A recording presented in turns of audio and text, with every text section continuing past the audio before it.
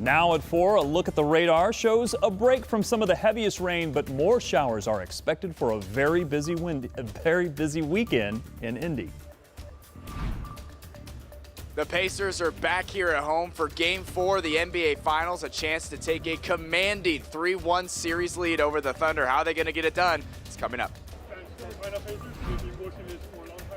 Game 4 and fans are ready outside Gainbridge. I've got everything you need to know ahead of game time. Live from Indy, you're watching 13 News.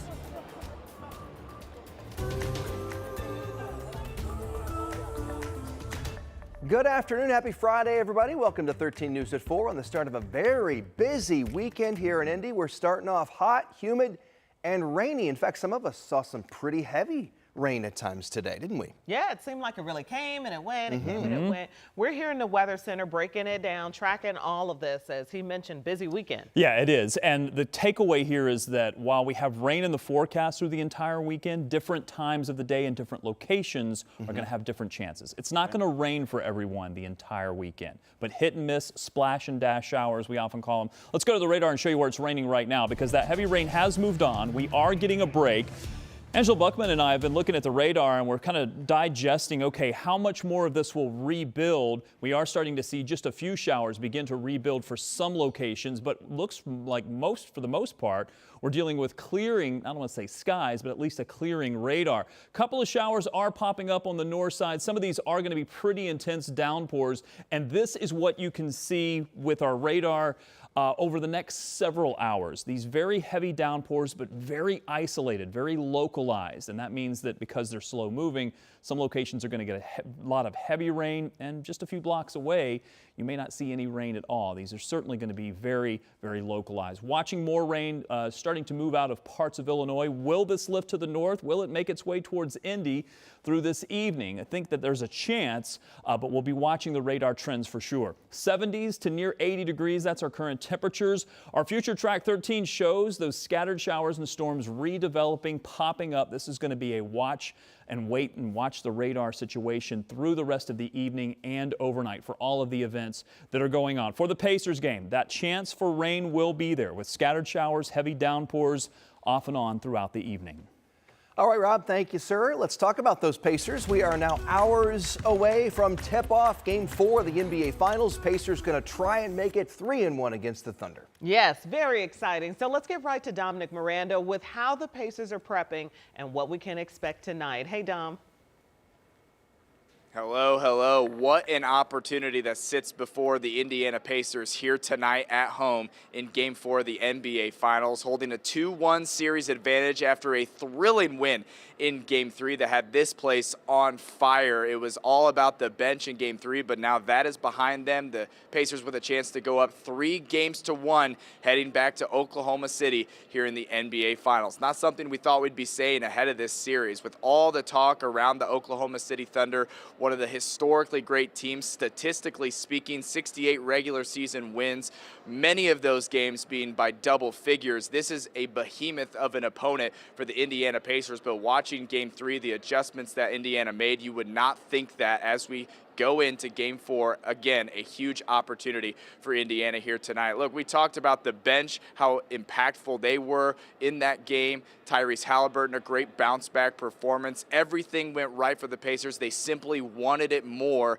in Game 3 to take another series lead here in the NBA Finals. But all that is behind them now. Now all eyes and all focus is on Game 4 here tonight. Another prime opportunity in front of your home crowd to take a commanding lead here in the NBA Finals. What more could you ask for? And this is a mature group of players. Tyrese Halliburton and Obi Toppin telling us there's nothing to celebrate. Game 3 was awesome, but we got to keep the main thing, and get it done here tonight in Game 4. I think it starts from Coach Carlisle, just keeping our attention on the main thing, taking it a day at a time and just focusing on what's in front of us. And then I think that just trickles down. I think our jobs, me, Pascal, Miles, James, as leaders, is to, continue to share the same message that Coach has and there's nothing to get excited about right now. We're still a long way away. We're really not looking that far into the future. We just worried about this next game coming up. Like I said, we have 3 games done already. We get to learn from the mistakes that we had and get better from it so that we don't make it in game number 4. You got to give credit to Rick Carlisle, who's been to the finals 6 times in his coaching career, and Pascal Siakam, who's been here before. The leadership of this relatively inexperienced Indiana Pacers team is remarkable. It's going to be all sorts of fun inside Gainbridge Fieldhouse. It's going to be another rocking crowd here tonight. The Pacers 2 wins away from its first ever NBA championship. If that doesn't get you fired up, then I'm not sure what will. It's going to be all sorts of fun tonight. Eli Gain will be with you at 4:30, and we'll both be giving you coverage all throughout the 5 and 6 o'clock hours as we inch closer and closer to Game 4 here at the NBA Finals. Oh, closer and closer. Yes, Gainbridge is going to be rocking. All right, as we are hoping to be 3-1 in the series. Thank you so much, Dom. So fans will be heading downtown soon if they're not already downtown, and we're expecting it to be a very busy night in Indy. Marina Silva's live at Gainbridge with more on what fans need to know. Hey, Marina. Hey, Dustin and Felicia, fans are already down here and they're excited as we get closer to the doors opening. Doors are opening about 7 o'clock. You see how it's just already packed here. Everybody is having a lot of fun already. It's only 4 o'clock and everyone's excited. But hey, if you're coming downtown, there's a couple things you need to be aware of. First, the Pacers Sports and Entertainment watch party that was going to be on Morris Bicentennial Plaza, that has now been canceled due to inclement weather. So they're encouraging everybody to find an indoor place to watch. Now, tickets, if you've got tickets to go into the game, reminder that the doors open at 7, but keep those handy for the ticket checkpoints. There are multiple, so just make sure you have those handy. And also, you do want to remember that Gainbridge does have a clear bag policy, so make sure you can have a small clear bag. They do check those at security. So we'll send it back to you guys in studio as everybody is having a lot of fun here outside Gainbridge. Yeah, loud and proud. Yes, you're doing a good job through all the noise and all the busyness. Thanks so much, Marina. We'll check back in. The Indiana Fever will also play here at home this weekend, and guess who will be back? Who? Caitlin Clark. Oh. That's right. She's returning just in time to face off against the New York Liberty. She's been out since last month, missing 5 games because of a quad injury. The Fever went 2-3 without her. So undoubtedly, they're going to be, they're glad to have her back. The Fever tip off at Gainbridge Fieldhouse tomorrow afternoon at 3 o'clock. All right. And it's not just the Pacers and the Fever games going on downtown this weekend. Yes, far from it. Take a look at this. Indianapolis Indians, they play the St. Paul Saints Saturday and Sunday. They got a big homestand. And then Zubilation, this is the largest single-day fundraiser at the zoo, so they're raising money for all the animals out there.